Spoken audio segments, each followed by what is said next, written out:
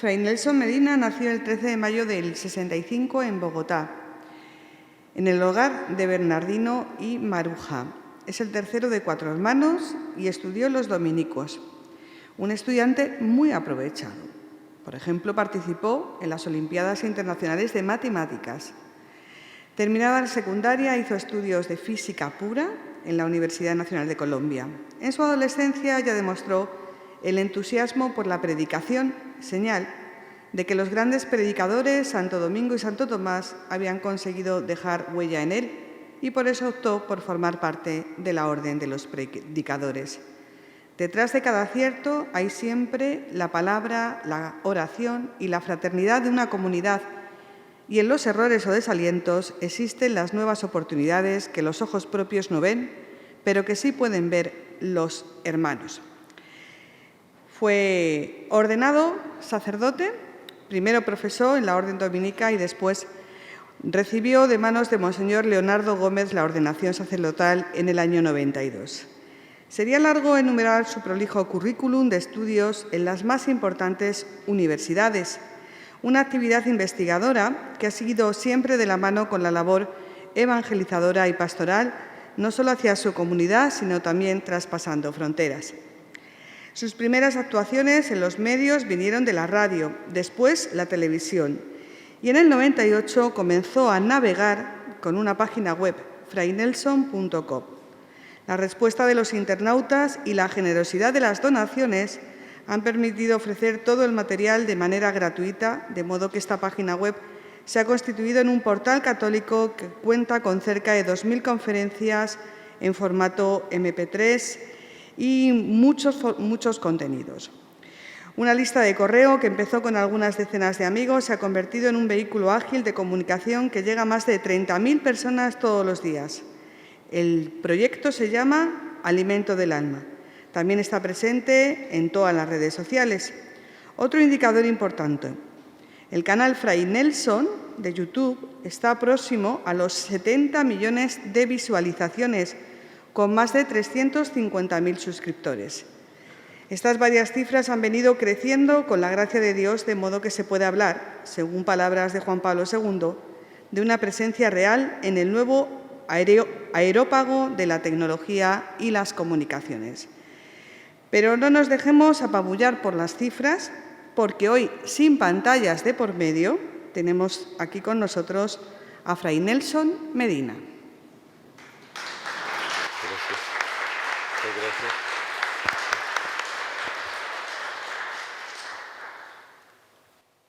Don Francisco, querido Padre Víctor, queridos amigos, me siento complacido, honrado y feliz de estar en este lugar, consciente de cuánto le ha brindado Toledo en términos de ministerio sacerdotal y de luz de espiritualidad, no solo a España, sino también a mi querida Colombia y otros lugares. Les invito, al iniciar esta reflexión, que le demos un saludo a la Santa Virgen María. Dios te salve María, llena eres de gracia, el Señor es contigo. Bendita tú eres entre todas las mujeres, y bendito es el fruto de tu vientre, Jesús. Santa María, Madre de Dios, ruega por nosotros pecadores, ahora y en la hora de nuestra muerte. Amén. Mis amigos, vamos a reflexionar en torno a la vida consagrada y la santidad. Es tan diversa la realidad de la vida consagrada hoy en día que debo renunciar de entrada a presentar un panorama. Sabemos que hay comunidades antiguas y muy recientes, hay comunidades que florecen y otras que se marchitan y se apagan. Algunas son un punto de referencia y un llamado vigoroso y atractivo hacia el Evangelio. Lamentablemente hay otros casos en que religiosos o religiosas, por su forma de vida o por los cambios que han tenido recientemente, causan perplejidad en el pueblo de Dios. Es muy difícil presentar un panorama completo, simplemente evoco esta diversidad, estas diferencias tan notables para que sepamos que estamos entrando en un terreno en sí mismo muy complejo. También quiero mencionar de pasada que hay unos documentos absolutamente preciosos con que la Iglesia nos ha hablado a nosotros, los religiosos, muy directamente, podríamos decir al corazón. Quiero recordar en particular el capítulo 6 de la Constitución Lumen Gentium del Vaticano II, que tiene esta frase tan feliz cuando precisamente conecta la vida consagrada con la santidad. La vida consagrada pertenece a la santidad de la Iglesia. Es como la nota característica de la santidad, la nota característica de la vida consagrada. En el mismo Vaticano II tenemos, por supuesto, Perfecte Caritatis, que quería dar y dio los criterios fundamentales para la adecuada renovación de la vida religiosa. El acento en el documento, como ya aparece en el título, es la caridad. El derecho canónico, cuando se refiere a nosotros los religiosos, nos describe como los grandes enamorados de Dios. Recuerdo mi estudio, recuerdo el impacto que me causó siendo estudiante de teología, ver que esa era la manera como se nos definía, como gente que ha amado a Dios de una manera altísima. A Dios sumamente amado se entregan los religiosos, las religiosas, los consagrados.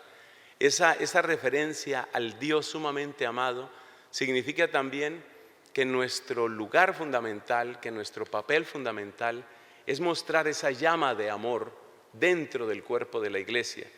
Por supuesto, no somos acaparadores de la santidad. La santidad, nos lo ha recordado si hiciera falta el Vaticano II, pues es el tesoro y es el llamado de todo cristiano. Pero de alguna manera dentro del pueblo santo de Dios, la vida consagrada, este es el mensaje unánime que nos da el magisterio, está llamada a ser una llama visible. ¿Por qué? Porque hace presentes algunos de los aspectos, ninguno de nosotros puede presentarlos todos, pero algunos de los aspectos del modo de vida que tuvo el Hijo de Dios, el Verbo encarnado en esta tierra. Esto pues particularmente a través de los votos religiosos.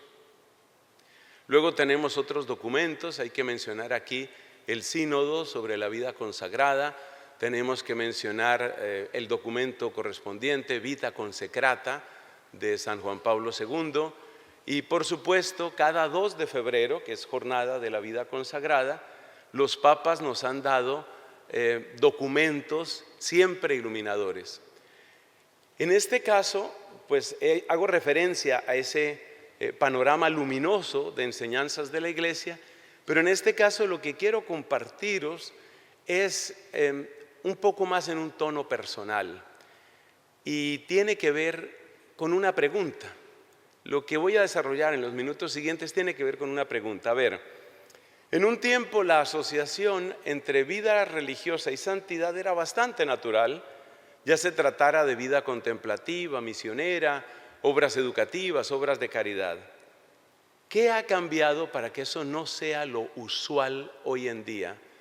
Ya dije, el panorama de la vida consagrada es muy diverso y las generalizaciones siempre caen en alguna forma de injusticia.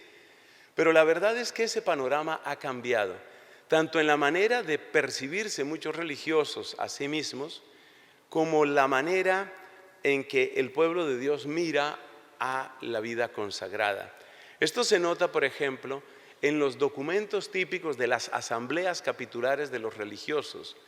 Debo constatar con dolor, y por qué no decirlo, con un poco de vergüenza, que en muchos de los documentos finales de nuestras asambleas capitulares, las nuestras, las de los religiosos, pues palabras como las que mencionaba don Francisco en su introducción tan luminosa, muchas gracias don Francisco, esas palabras fundamentales, santidad, redención, sacrificio, Cristo, Espíritu Santo, esas palabras se han ido volviendo escasas en los documentos.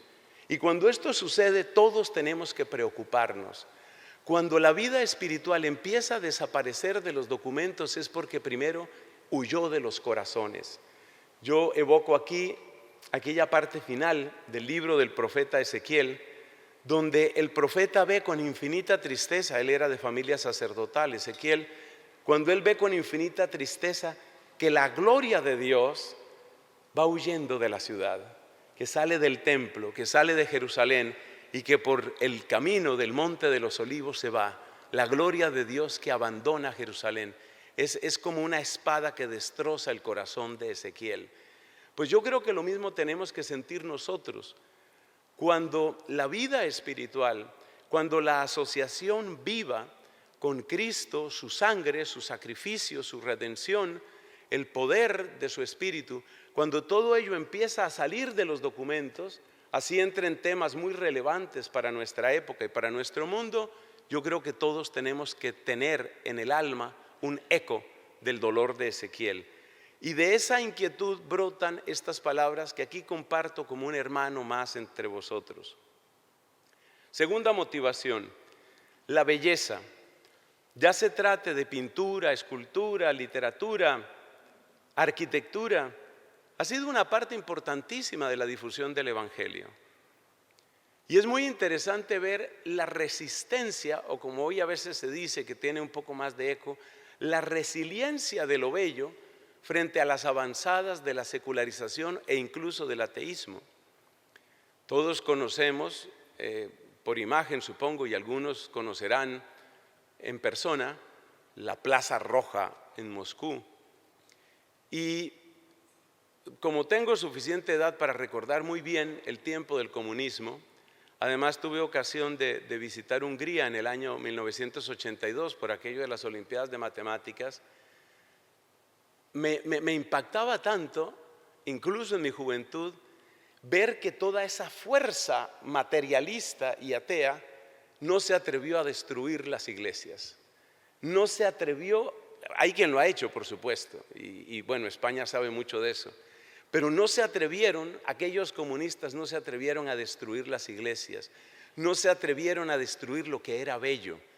Seguramente ahí viene a cuento la frase conocida de Fyodor Dostoyevsky: la belleza salvará al mundo. La belleza tiene un poder transcultural, un poder de penetración en el corazón humano que es impresionante. Perdón. Y en ese sentido, no es nada extraño que el Evangelio haya producido pues tantas expresiones de belleza en música, en arte. ¿Y a dónde voy con esto? A que nos hacemos una pregunta: ¿por qué hoy lo bello aparece menos asociado con la vida y obra de los creyentes y en particular la vida de los consagrados? En griego, la palabra para decir bello pues es kalos, ese es el adjetivo. Pero kalos también significa lo que es bueno. Lo bello y lo bueno se dicen, aunque en su etimología kalos es en primer lugar lo bello, por eso palabras como caligrafía, pues kalos ha pasado a significar también lo que es bueno. Entonces, si nosotros somos realmente buenos porque somos seguidores del buen maestro, del maestro bueno que es Cristo, nuestra vida tiene que ser bella.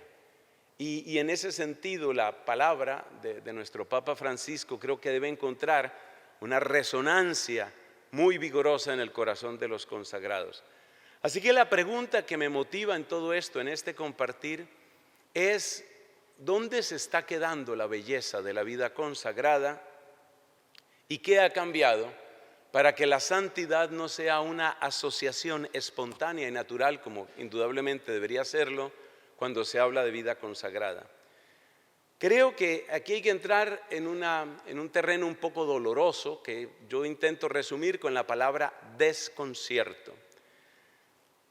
Desconcierto. Creo que hay una perplejidad, creo que hay un desconcierto que se ha adueñado del corazón de muchas comunidades religiosas. Y vamos a comentar en los siguientes minutos los orígenes de este desconcierto. Una serie de factores culturales han cambiado la percepción de lo religioso y por eso no es extraño que hayan cambiado la percepción de los religiosos.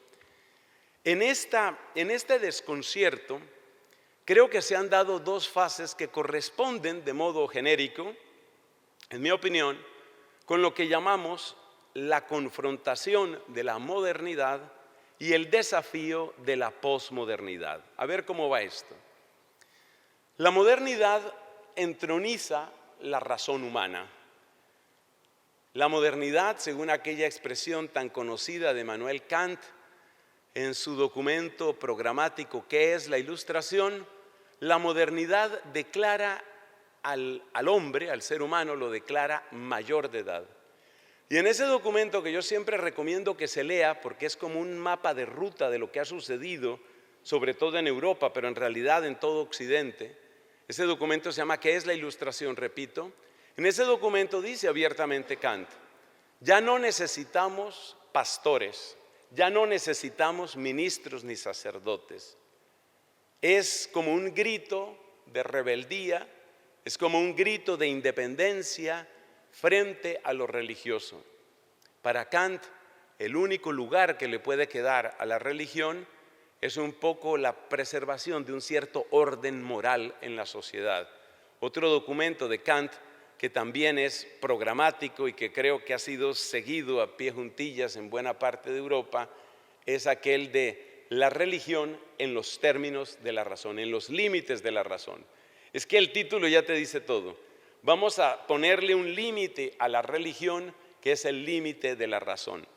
La racionalidad se presenta como victoriosa en el proyecto de la modernidad. La racionalidad pretende explicar a la misma religión.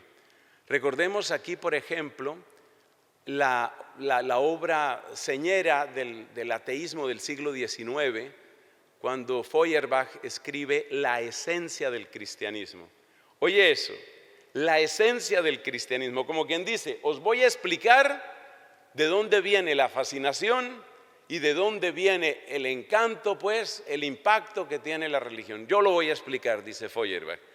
Y puede bien resumirse su obra en aquella frase también muy conocida: no fue Dios el que creó al hombre, fue el hombre el que creó a Dios. Pero no es el único que pretende explicar la religión desde fuera. Se sitúa desde fuera de la arena de lo religioso y dice: yo voy a explicar qué es lo que ha pasado ahí. Pero es la explicación que tiene características de autopsia, mis amigos. Lo que quiere hacer Feuerbach, y estamos hablando de primera mitad del siglo XIX, es la autopsia del cristianismo. Es decir, eso no da más de sí. El cristianismo está destinado a desaparecer. Creo que a ninguna otra institución humana la han declarado muerta tantas veces como nuestra fe cristiana. Entonces dice Feuerbach: yo voy a explicar de qué murió este cadáver y por qué era tan atractivo en su día. Lo mismo encontramos las famosas vidas de Jesús. Entre ellas, pues hay que recordar la de David Strauss, que pretende explicar a Cristo. Es decir, ¿quién es Cristo? ¿Por qué Cristo fascinó a tanta gente? ¿Cuál fue ese fenómeno? Pero todo el tono de Strauss en su obra es un tono de autopsia. Vamos a aclarar por qué esto tuvo tanto encanto. Entonces, el racionalismo tiene toda esa arrogancia y tiene como carta de presentación algo muy sencillo, que es esto: nosotros sí mejoramos el mundo. Nosotros, a través de esa maravillosa herramienta que se llama la tecnología, nosotros sí que cambiamos las cosas. Nosotros sí que ofrecemos soluciones. Y ofrecemos soluciones para este mundo. Ofrecemos soluciones para esta vida. Esa pretensión y esa fuerza del racionalismo propio de la modernidad tuvo un impacto social muy grande, que luego se refleja en toda esa herejía que conocemos, muy propia del siglo XIX, pero que no ha muerto. Alguien decía: es que las herejías nunca mueren, se visten de otro color y reaparecen una y otra vez. Entonces el modernismo pues pretende precisamente eso. El modernismo pretende introducir dentro de la iglesia el caballo de Troya de una racionalidad arrogante y sobre todo una pretensión de que cualquiera que quiera hablar en público, el que pretenda hablar en público, pues que presente soluciones, que haga algo por esta tierra. Como una especie de resumen del siglo XIX, tenemos la expresión de aquel filósofo anticristiano Nietzsche, que empieza alguna de sus obras diciendo: permaneced fieles a la tierra. Es decir, no me vengáis con historias de cielos, ni de santidad, ni de espiritualidad, no me vengáis con esas historias. Fieles a la tierra, el que traiga soluciones, el que produzca un cambio en esta tierra, ese merece ser escuchado, ese merece ser seguido. Esa tendencia condujo a una gran parte de la iglesia, y nosotros los religiosos pues somos parte de la iglesia, ni más faltaba, a una angustiosa búsqueda de relevancia. Este es uno de los factores respuesta dentro de las inquietudes que estoy compartiendo, una búsqueda de relevancia. Es decir, de una manera implícita o explícita, muchos religiosos se plantearon qué tenemos que ser en el mundo para ser relevantes. Y como el mundo dice, el mundo de la modernidad dice que ser relevante significa producir resultados en esta tierra, entonces nosotros los religiosos tenemos que tener un impacto en las realidades intramundanas, tenemos que tener un impacto en lo político, en lo económico, en lo social, como acreditándonos ante los ojos de la sociedad al levantar la bandera de mira que nosotros sí hacemos algo. En ese momento, esa oleada de secularismo que tiene sus orígenes, estimo yo, en todo aquello de la racionalidad y la modernidad, esa oleada produce en la vida religiosa un nivel de desconcierto en la medida en que las prácticas tradicionales de los religiosos, y podríamos decir el perfil típico del religioso, dejan de ser el perfil típico de muchas comunidades. Como quien dice, aquí no importa tanto la piedad, no importa tanto la devoción, la oración y todo aquello, aquí lo que importa es a cuántos estamos haciendo bien en términos materiales. Ese impacto pues ciertamente se nota, ese impacto se nota en varias corrientes teológicas, que no es que estén mal en sus inquietudes, por ejemplo, inquietudes por la injusticia social, no es que eso esté mal, no es que eso sea ajeno al Evangelio, sino que esas dimensiones del mensaje evangélico, esas facetas del mensaje del Evangelio, se hipertrofian. Se da una hipertrofia del servicio social, una hipertrofia que en el fondo tiene la búsqueda angustiosa de relevancia.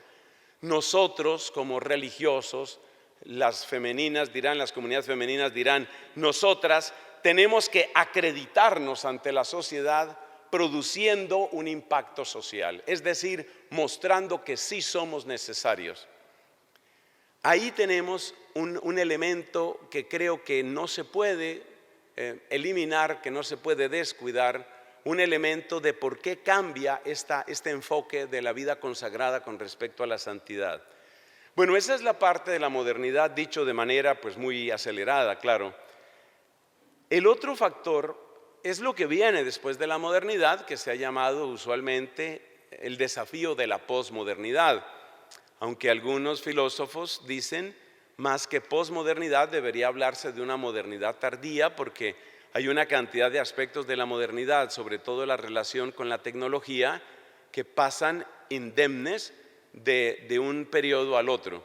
Pero no entremos en esa discusión técnica y recordemos en dónde entra el desafío de la posmodernidad y por qué tiene un impacto tan profundo, un impacto tan notable en la concepción de la vida religiosa, casi podríamos decir en la autopercepción de la vida religiosa.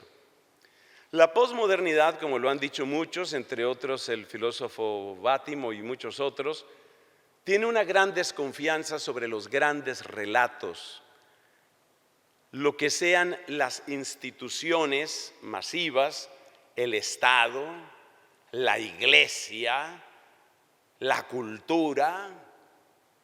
Esas grandes instituciones son miradas con recelo en los ojos de la posmodernidad, vistos con recelo, los grandes relatos. La verdad se convierte en una palabra amenazante en la posmodernidad. Que una persona diga, yo conozco la verdad, es casi como si dijera, pues yo soy un inquisidor, yo soy un perseguidor, yo estrangulo todas las otras voces, soy un insoportable, soy un impresentable. ¿Por qué? Porque se supone que tengo la verdad. La verdad se vuelve una palabra casi detestable en el ambiente de la posmodernidad. Tener verdad es atentar contra así lo miran muchos, no que sea así, por supuesto. Tener verdad o decir que se tiene verdad es como un atentar contra la pluralidad, contra la tolerancia y finalmente contra la convivencia. Recuerdo palabras de un sociólogo escandinavo que decía: nosotros estábamos mucho mejor en el politeísmo antes de que llegara todo este cristianismo. Bueno, que ya tiene siglos y siglos en Escandinavia, claro. Pero fíjate las palabras de este hombre: nosotros estábamos mejor con el politeísmo, porque el politeísmo te forma en la pluralidad.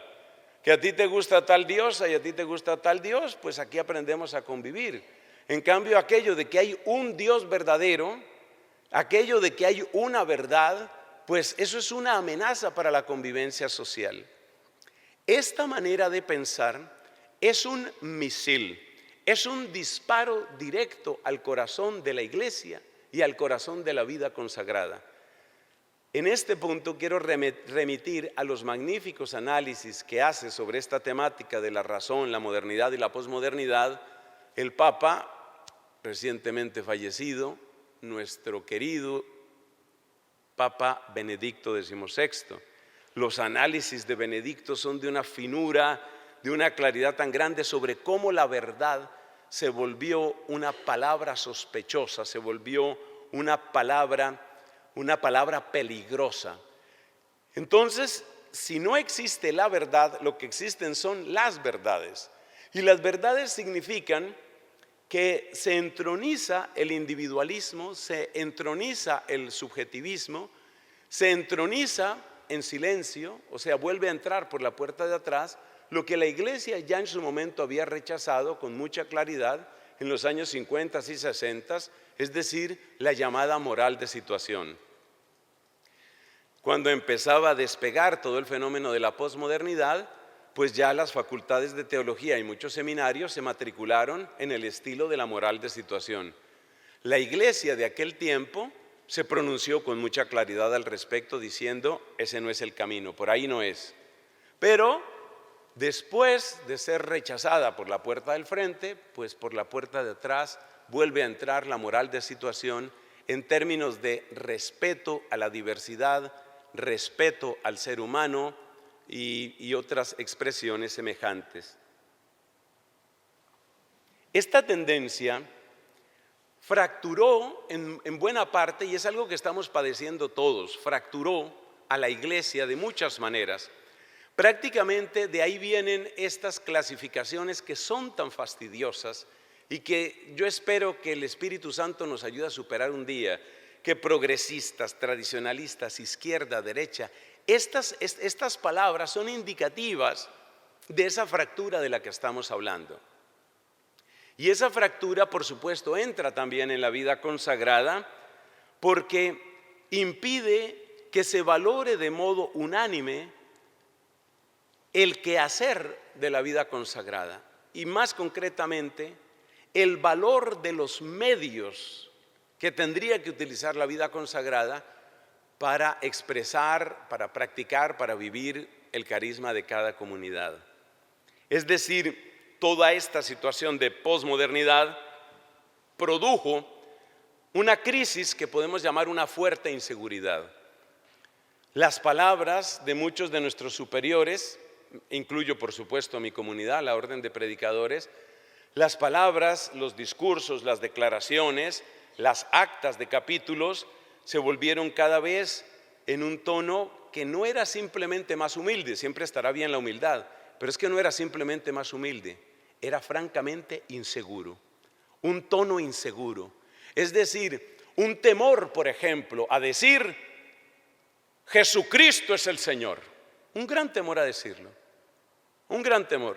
He estado en muchos encuentros con laicos y a veces uno hace el ejercicio, ya sabes que uno se entusiasma, ¿no?, con el micrófono. Entonces uno hace el ejercicio, ese grito famoso de los cristeros allá, ¿no? Comienzos del siglo XX en México. ¡Viva Cristo Rey! Y la gente aclama, ¡viva Cristo Rey! Pues entre los religiosos es un ¡viva Cristo! Que viva Cristo y que no haga mucho ruido. Hay un temor, hay una cobardía, hay una fuerte inseguridad. Y para no meterme con ninguna otra familia religiosa, pues voy a contar algo de mi casa, es decir, de nosotros dominicos. Yo asistí, hace un poco más de 20 años, asistí a un capítulo general de mi comunidad. Y hay una anécdota que se cuenta de Santo Domingo de Guzmán, que todo el que haya leído una biografía de Santo Domingo la recuerda. Santo Domingo, pues ya sabéis, estaba en toda su obra de predicación en la región de Carcassona, allá en Francia, zona plagada de herejes con peligro de su propia vida. Y la anécdota es que en alguna oportunidad Santo Domingo pues debía quedarse en algún lugar y fue a una hospedería. El hospedero resulta que había sido ganado por los cátaros, o sea, era un cátaro. Domingo, pues por supuesto sacerdote católico, pertenecía al cabildo de Osma. Entonces Domingo pues entra a esa hospedería donde iba a hacer noche y se da cuenta que el hospedero pues está de lleno, está completamente metido en el catarismo. Y Domingo se pone a hablar con el hospedero y la conversación se prolonga de tal manera que pasan la noche conversando. Y todas las biografías dicen, y al despuntar los rayos del alba, pues el hospedero había regresado a la Iglesia Católica. Es decir, a ver, ¿qué nombre le das a eso? Para mí eso se llama conversión. Eso es una conversión. Bueno, pues en aquel capítulo de los dominicos, por eso digo, doy ejemplo de la propia casa para no meterme con nadie, no quiero hacer enemigos ni causar tensiones aquí, pues en el capítulo se dijo que ese diálogo entre Domingo y el hospedero era un ejemplo de diálogo interreligioso. O sea, cuánto toca retorcer por Dios, cuánto toca retorcer la historia para que un modelo de conversión, de predicación y de conversión se convierta aquí un encuentro consensuado de diálogo interreligioso. Esa es la cobardía, ese es el temor de decir Jesús es mi Señor, ese es el temor de decir quiero ser santo. ¿De cuántas biografías, sobre todo en esta querida España, en cuántas ocasiones encontramos santos que precisamente tuvieron un momento en su vida en que dijeran quiero ser santo? Por solo mencionar a uno, pues recordemos la convalecencia de Ignacio de Loyola, cómo él se pone a leer las biografías de santos y como cuenta perfectamente la crónica de la época, la frase que sale de boca de San Ignacio es esta: y si yo hiciera lo mismo que un Domingo o un Francisco. Es decir, toda la aventura de la compañía de Jesús empieza en el fuego de amor que ardía en el corazón de Íñigo, ese fuego de amor que le hace decir, y si yo hiciera lo mismo, y si yo fuera santo. Pero con este tema de la fuerte inseguridad, pues entonces ya la santidad queda así en volumen bajito, como el que dice viva Cristo Rey, aquí entre tú y yo, viva Cristo Rey, pero que no se enteren mucho. Entonces, resumiendo esta parte, hay dos grandes golpes que los ha padecido, me parece a mí, toda la iglesia, y que a nosotros los religiosos nos han producido un desconcierto de manera masiva. A ver, no son todos los religiosos, no, ni son todas las comunidades, ni las cosas se han vivido de la misma manera en unos y en otros. Pero creo que de un modo general sí se puede decir lo que estamos diciendo. Los dos golpes son, o las dos tendencias de desconcierto son, la búsqueda angustiosa de relevancia, a ver qué hacemos para ser tenidos en cuenta, para ser valorados, para ser aprobados. Finalmente de lo que se trata es de eso, para ser aprobados, para pasar el examen que nos pone el mundo. Y segundo, ¿qué hacemos con esta inseguridad que hace que nosotros tengamos un tono que ya no es tono de humildad, sino que es tono de complejo? De ese complejo espero yo y deseo con toda mi alma que jornadas como estas que en buena hora toma la Archidiócesis de Toledo ayude a salir de ese complejo. que sí, que amo la espiritualidad, que amo a Cristo y quiero ser santo, y quiero ser santo. Entonces, ¿a qué ha conducido esa doble perplejidad? La doble perplejidad es la búsqueda angustiosa de ser relevante y una fuerte inseguridad sobre los medios tradicionales. Eso ha producido un intento, obviamente doble, de ser, por una parte, socialmente útiles, porque así nos justificamos ante el mundo, y estar personalmente satisfechos. Ya yo hice mi primera profesión el 2 de febrero de 1986, van a ser casi 40 años. En 40 años pues he visto desfilar mucha gente por nuestro noviciado, el de los dominicos de Colombia y también en otras partes. Y algo que me he dado cuenta es que el argumento fundamental de los que se retiran es: no me siento bien, no me siento feliz, no me siento satisfecho. Es decir, ahí te encuentras toda la subjetividad posmodernista en flor. Por eso, muchas comunidades sienten la presión de ser socialmente útiles y garantizar que sus miembros estén personalmente satisfechos. Por consiguiente, de aquí surgen una serie de rasgos que, nada más leyéndolos, son los siguientes. Hay una sobreestimación de lo que podría ofrecer el compromiso social, abandono de prácticas formativas clásicas. Esto ha sucedido también en el clero diocesano. Durante muchos años, en seminarios, en facultades de teología, tanto de nuestros hermanos diocesanos como de nosotros los religiosos, entramos, la iglesia entera entró después del concilio en una zona de experimentación, todo tipo. Allá en mi país había seminarios de todos los colores, de todos los estilos. A ver, que unos pocos se fueran a vivir a un piso, que estos viven acá, que estos entran y salen. Cosas que uno hoy las mira y no sabe si sonreír o llorar, ¿no? Me acuerdo un formador de un seminario allá en mi país que decía: pues es que el seminario, oye este argumento, es que el seminario es un semillero, o sea, todavía no son sacerdotes. Por consiguiente, están apenas optando. Si un muchacho, por ejemplo, tiene su novia, pues es bueno que siga con su novia y pueda discernir. O sea, seminaristas con novia, porque así puede discernir mejor. La iglesia entró en seminarios, facultades de teología, casas de formación, entró en una zona de experimentación cuyos frutos yo creo que ya están plenamente a la vista. Frutos que han dejado en estado agónico, en estado de desaparición a muchas comunidades religiosas. Para el tiempo de mi doctorado tuve ocasión de vivir 6 años en Irlanda, uno de los países pues de mayor impulso, de mayor vitamina misionera en términos de clero diocesano y de comunidades. Oye, qué impresionante para ojos míos, qué impresionante ver el declive absoluto, el declinar casi irremediable de muchas comunidades, porque entraron en todas estas zonas de experimentación y luego no supieron cómo salir. Y luego ya se hizo demasiado tarde. Y luego ya envejecieron tanto que, como le pasó a una comunidad de dominicas en Holanda, en Países Bajos, dijeron: mira, lo más honesto que podemos hacer ahora es no recibir ni una vocación más, porque ya estamos demasiado envejecidas. Como quien dice, la última, por favor, apagar la luz. Ya esto se acabó. Entramos en zona de experimentación.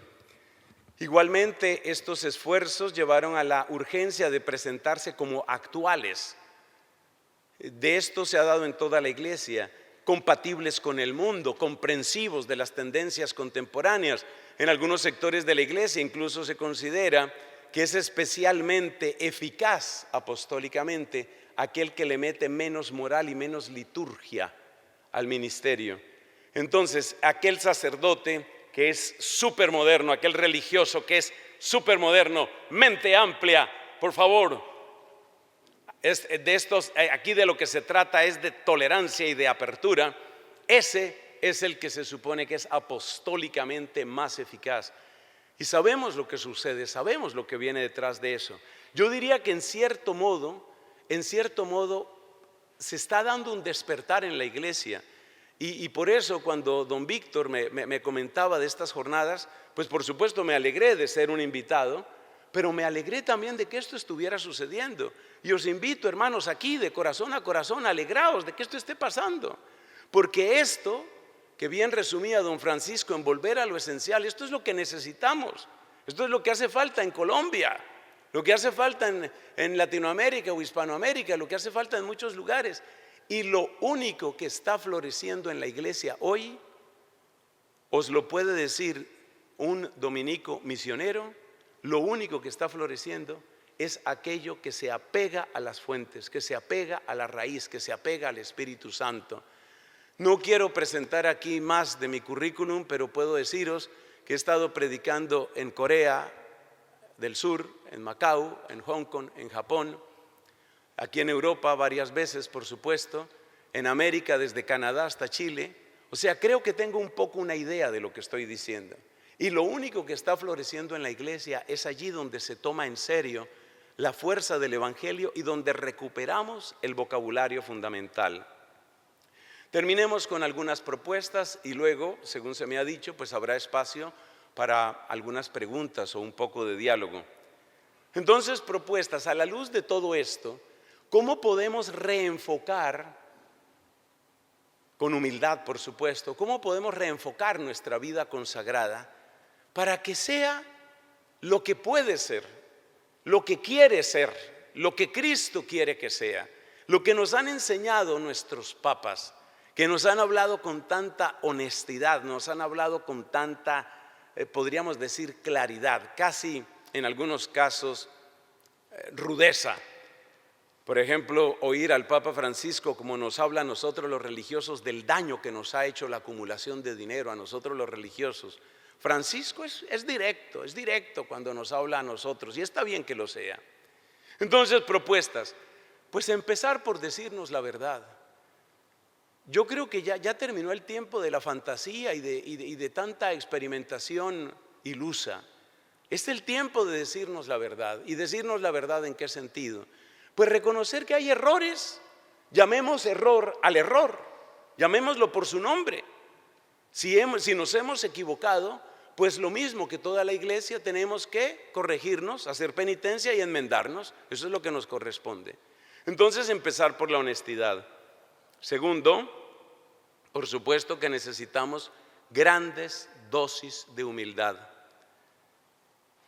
No confundir la humildad con esa especie de complejo que a veces asfixia las iniciativas de evangelización.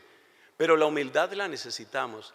Y sobre todo humildad para esta palabra, humildad para suplicar, humildad para rogar.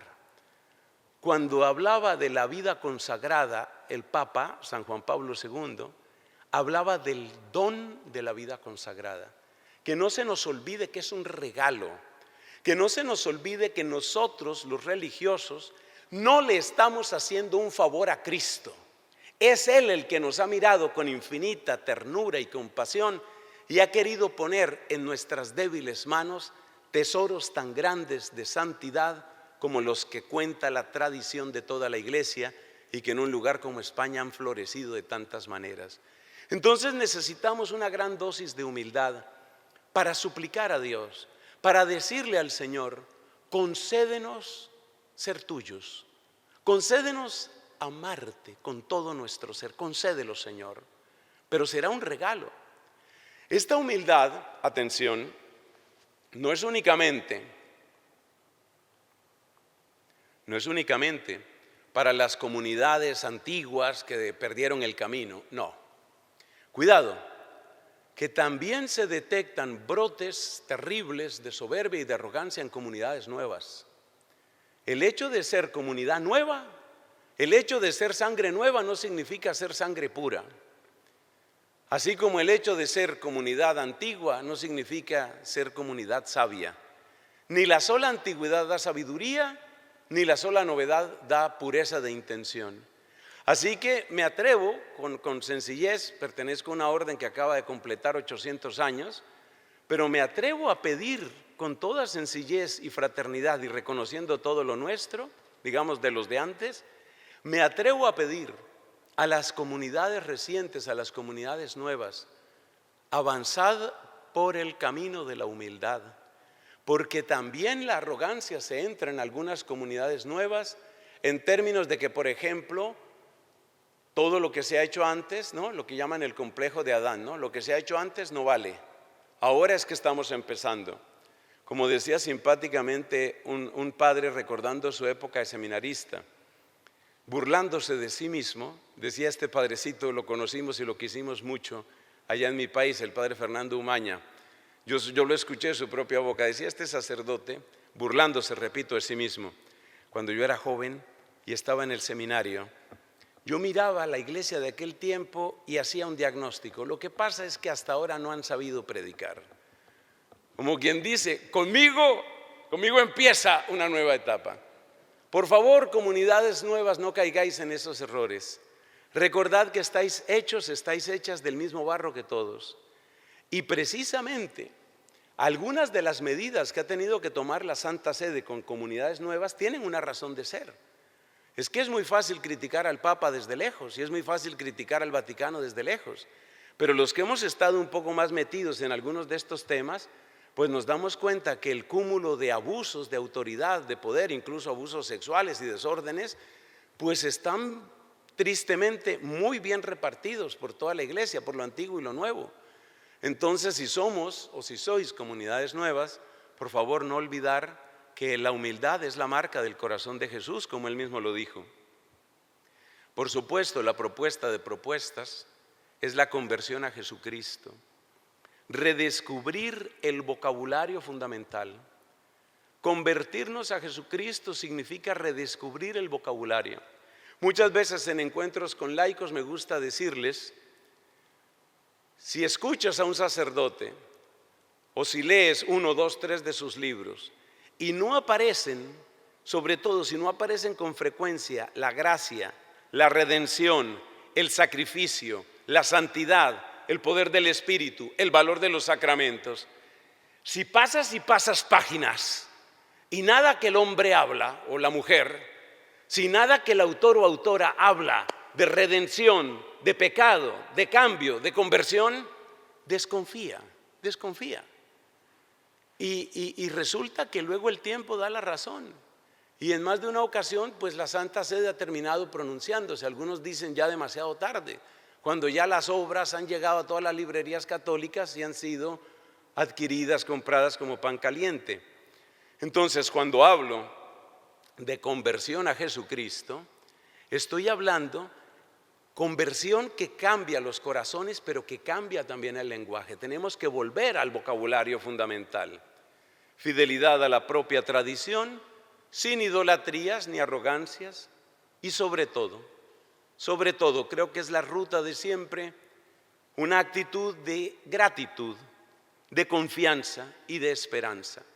Como bien decía su Santidad Benedicto XVI al presentar su renuncia, la iglesia no es del Papa, la iglesia es de Cristo. La vida consagrada no está solamente, ni principalmente, ni primeramente en nuestras manos. Es don del Espíritu, es regalo perpetuo. Y si Dios está preservando ese regalo, hermanos, ¿qué podremos decir? Pues que estamos agradecidos, que estamos felices, que bendecimos su nombre y que queremos ser siervos y siervas de su gloria. Gloria al Padre, al Hijo y al Espíritu Santo.